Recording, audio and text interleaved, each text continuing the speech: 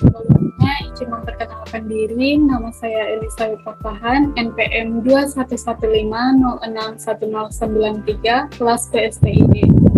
Dalam memenuhi tugas rekayasa perangkat lunak, pada kesempatan kali ini saya akan menjelaskan materi tentang software proses model. Software proses model yaitu tahapan dalam membuat sebuah software di mana siklusnya akan terus berulang-ulang sehingga membutuhkan ketelitian yang tinggi karena jika ada salah pada suatu proses maka harus mengulanginya lagi. Software proses model merupakan suatu representasi proses perangkat lunak yang disederhanakan, dipresentasikan, dan perspektif secara khusus. Salah satu aspek dalam mengembangkan sebuah software adalah mengacu dengan software development life cycle. Metode software development life cycle adalah proses pembuatan dan pengubahan sistem serta model dan metodologi yang digunakan untuk mengembangkan sistem rekayasa perangkat lunak. Metode software development life cycle hadir untuk membantu dalam pengembangan produk. Jadi, software development life cycle adalah kerangka kerja atau model manajemen proyek terstruktur yang menguraikan fase-fase yang diperlukan untuk membangun sistem TI dari awal hingga akhir. Tujuan SDLC adalah menciptakan proses produksi yang efektif dan berkualitas agar dapat memenuhi atau melampaui harapan klien sesuai dengan anggaran dan jadwal yang telah ditentukan. Secara garis besar, terdapat beberapa tahapan SDLC yang perlu dilakukan, yaitu yang pertama ada planning. Planning adalah tahap perencanaan di mana tim akan mengidentifikasi dan menentukan skop atau ruang lingkup yang perlu dilakukan dalam proses pengembangan proyek. Yang kedua ada analisis. Pada tahap ini, tim akan menganalisis kebutuhan fungsional sistem. Yang ketiga ada desain. Berdasarkan requirement yang telah ditentukan sebelumnya, maka tim akan membuat rencana desain atau spesifikasi desain. Yang keempat ada development. Jadi, tim pengembang akan mulai membangun seluruh sistem dengan menulis kode menggunakan bahasa pemrograman yang dipilih. Tahapan SDLC ini dapat dikatakan sebagai fase terpanjang dari proses pengembangan software. Yang kelima ada testing. Tahapan ini akan melibatkan para software quality assurance untuk melakukan pengujian pada sistem dan menilai apakah software dapat bekerja sesuai dengan fungsionalitas yang diharapkan. Yang keenam ada implementation. Tujuan dari tahap ini adalah untuk mendeploy perangkat lunak ke lingkungan produksi sehingga user dapat mulai menggunakannya. Jenis-jenis software proses model ada tradisional dan modern. Di tradisional ada waterfall model, rapid application development, spiral model, dan di modern ada agile development. Oke, kita masuk yang pertama di waterfall model. Model ini adalah model klasik yang bersifat sistematis, berurutan dalam mengembangkan software. Waterfall model juga dikenal dengan model air terjun. Dikutip dari laman sekawanmedia.co.id, pengguna metode waterfall pertama kali dikenalkan oleh Herbert D. Bennington di Symposium on Advanced Programming Method for Digital Computers pada tanggal 29 Juni 1956. Presentasi tersebut menjelaskan tentang pengembangan perangkat lunak untuk SAGE atau Semi-Automatic Ground Environment. Tahapan waterfall model yaitu yang pertama ada requirement analysis, mengumpulkan kebutuhan secara lengkap Kemudian dianalisis dan didefinisikan kebutuhan yang harus dipenuhi oleh program yang akan dibangun. Yang kedua ada sistem desain. Desain dikerjakan setelah kebutuhan selesai dikumpulkan secara lengkap. Yang ketiga ada implementation. Desain program diterjemahkan ke dalam kode-kode dengan menggunakan bahasa pemrograman yang sudah ditentukan. Program yang dibangun langsung diuji baik secara real. Yang ketiga ada development. Development ini semacam perilisan ketika produk dinyatakan fungsional dan dapat digunakan oleh user langsung.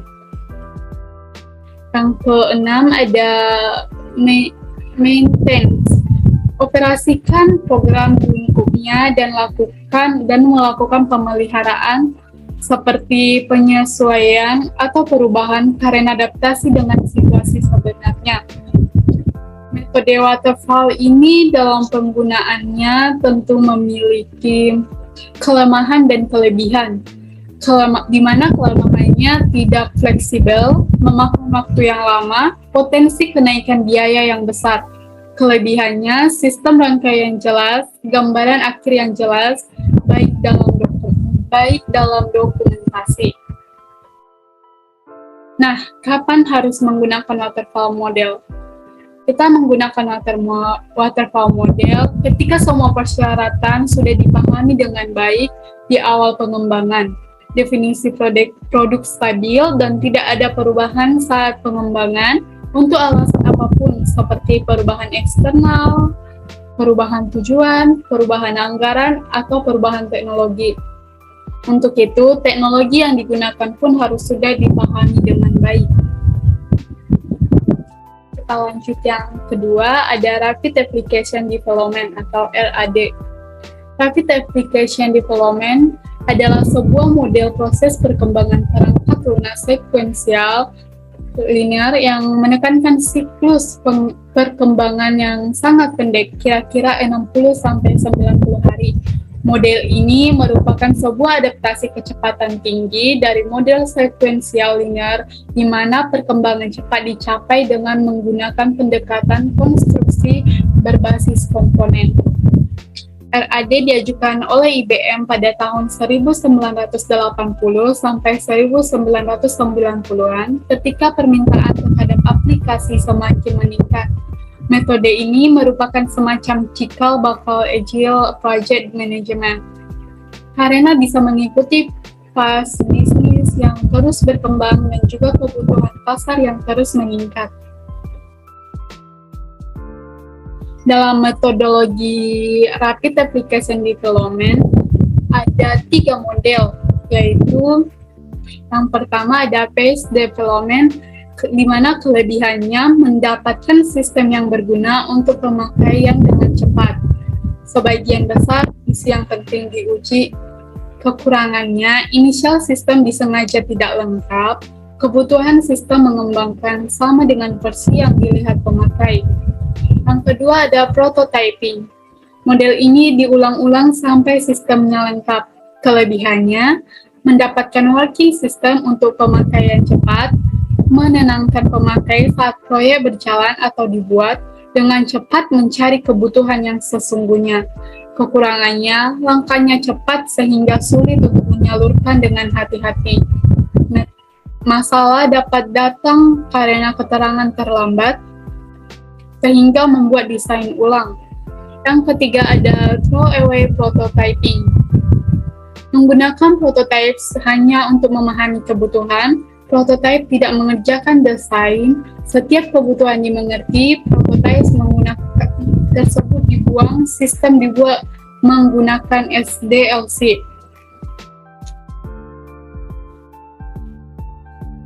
Kapan saat yang tepat menggunakan RAD ini? Ketika punya tim yang solid, ketika punya modal yang besar, ketika kamu hanya punya sedikit waktu. Kita lanjut ke model yang ketiga, ada spiral model. Spiral model adalah model proses pengembangan perangkat lunak berbasis resiko. Ini adalah kombinasi dari model air terjun dan model iteratif.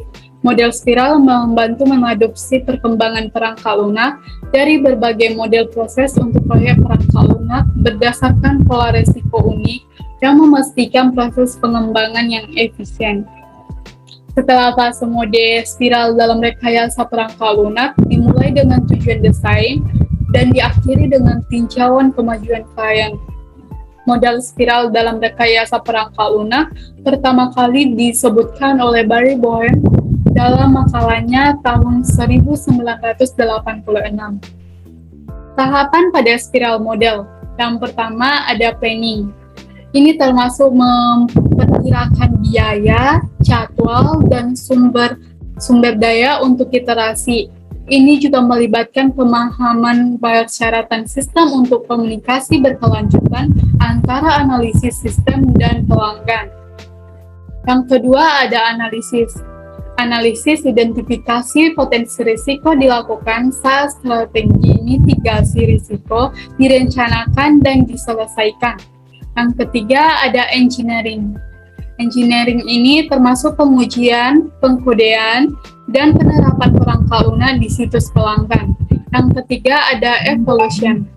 Evaluation perangkat lunak oleh pelanggan juga termasuk mengidentifikasi dan memantau risiko seperti slip jadwal dan kelebihan biaya.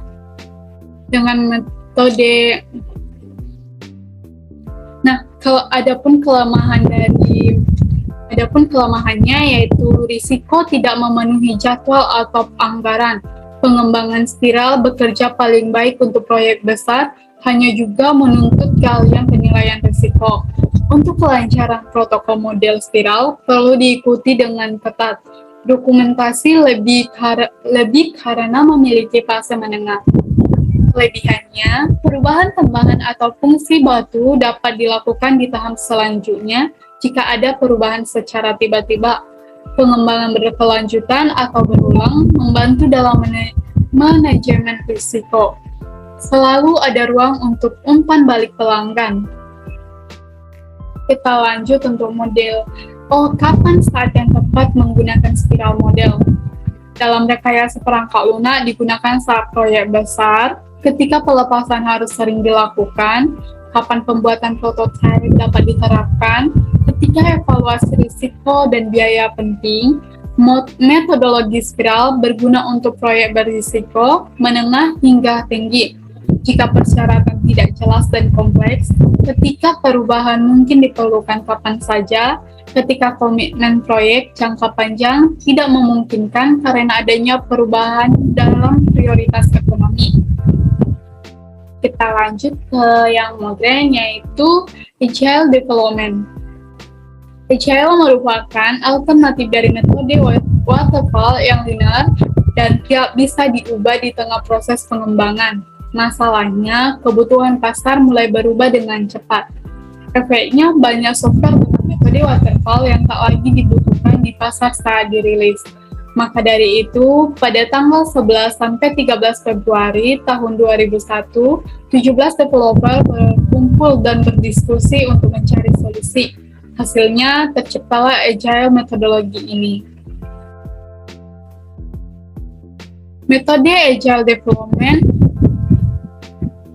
Dalam metode Agile masih terbagi menjadi beberapa jenis, merupakan jenis dari pengembangan perangkat lunak menggunakan Agile, yaitu ada yang pertama ada Extreme Programming atau XP, yang kedua ada Adaptive Software Development atau ASD, yang ketiga Dynamic System Development Method, yang keempat Scrum metodologi, yang kelima Crystal, yang keenam Future Driven Development, yang ketujuh Agile Modeling, yang kedelapan Rational On-Time Process. Untuk jenis Agile yang paling sering digunakan adalah Adaptive Software Development, Dynamic System Development Method, Extreme Programming, dan Scrum. Untuk metode Scrum sendiri lebih menekankan pada kolaborasi antar tim dan pengembangan perangkat lunak. Pengembangan perangkat lunak Agile memiliki beberapa tahapan dalam pengembangan suatu proyek atau perangkat lunak. Tahapan-tahapan tersebut adalah yang pertama, perencanaan. Pada langkah ini, pengembangan dan klien membuat rencana tentang kebutuhan dari perangkat lunak yang akan dibuat. Yang kedua ada implementasi. Implementasi proses di mana programmer melakukan pengkodian perangkat lunak. Yang ketiga, tes perangkat, testing. Di sini perangkat lunak telah dibuat dan dites oleh bagian kontrol kualitas agar bug yang ditemukan bisa segera diperbaiki dan kualitas perangkat lunak terjaga. Yang keempat ada di deployment atau dokumentasi. Setelah dilakukan tes perangkat lunak, langkah selanjutnya yaitu proses dokumentasi perangkat lunak untuk mempermudah proses maintenance ke depannya. Yang keenam ada pemeliharaan. Angka terakhir yaitu pemeliharaan. Tidak ada perangkat lunak yang 100% bebas, yang 100% bebas dari bug. Oleh karena itu, sangatlah penting agar perangkat lunak dipelihara secara berkala. Kelemahan dari Agile Development sendiri adalah Agile tidak cocok apabila dikerjakan oleh tim yang tidak memiliki komitmen untuk menyelesaikan proyek bersama-sama. Metode Agile ini kurang tepat apabila dikerjakan dengan jumlah skala tim yang besarnya kurang dari 20 orang. Tim pengembang harus selalu bersiap karena perubahan dapat terjadi sewaktu-waktu. Untuk kelebihannya sendiri, proses pengembangan perangkat lunak membutuhkan waktu yang relatif cepat dan tidak membutuhkan resource yang besar. Perubahan dapat ditangani dan dengan cepat sesuai dengan kebutuhan klien. Klien dapat memberikan feedback kepada tim pengembang dalam proses pembuatan program.